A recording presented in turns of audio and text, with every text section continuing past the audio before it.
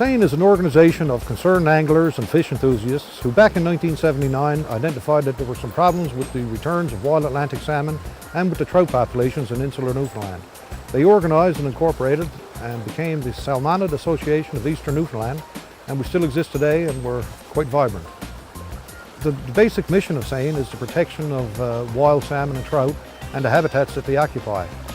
We also network with DFO and participate in the yearly reviews of salmon returns and the Science Advisory Committee.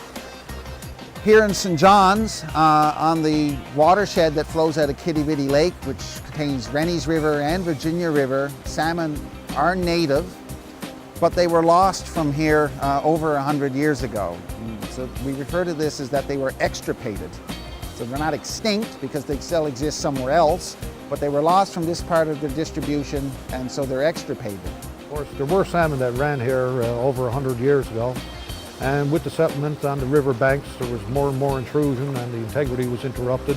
Pollutants were regularly discharged into the river, and awkwardly, the main or primary salmonid that occurs now in the Rennies is the brown trout, and their densities are some of the highest in North America.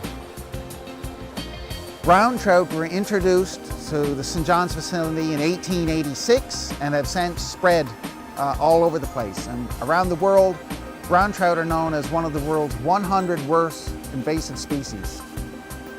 And one of the big issues with potentially recolonization of salmon to the St. John's River systems is interbreeding, but more probably significantly predation by brown trout. In the case of Rennies River in particular, we've commenced a 5-year program to reintroduce salmon to the river, and what we're using is in-stream incubation units. DFO has agreed to let us strip 80 fish from the exploits annually for a 5-year period, and the eggs are going to be shipped into St. John's from Grand Falls. They'll be fertilized, sterilized, placed in the incubators, and we have 125 locations in the streams. There are 5 tributaries to Rennies, and we're primarily concentrating on the small second and third orders, and that's where the planting of the eggs is occurring.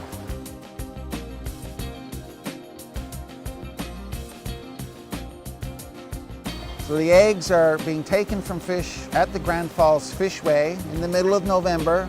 They're put on a bus and brought here at the fluvarium. And here we're doing the fertilizations. We are then putting the eggs in artificial incubators and planting them out all over the watershed in over 100 sites.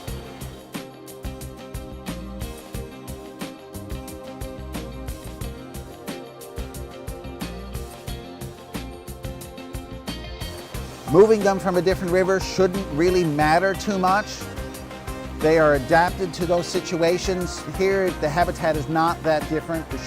We know that there's not much difference in salmon along the northeast coast of Newfoundland, for example. So from river to river, they're not that evolutionarily different.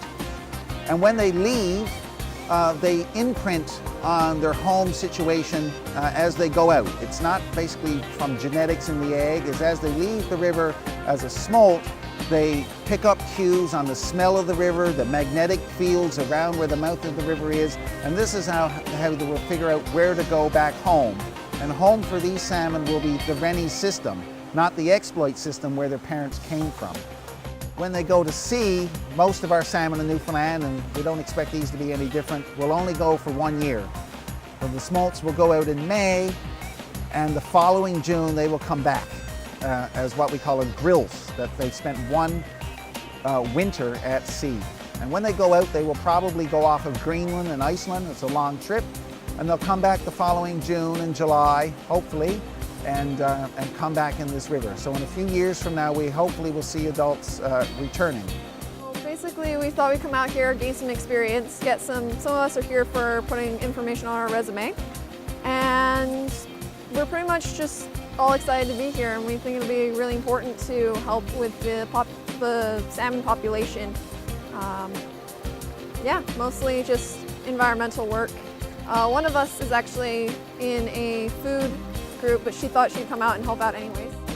We know from last year's work that many of them did hatch and there are little salmon in the system. The big unknown is how many of them are that the brown trout are going to eat. So one of the things we're doing is trying to put the salmon high in the watershed in fast flowing water, which is not what larger brown trout prefer, and they will naturally move downstream, and hopefully by then they'll be a size when they won't all get eaten.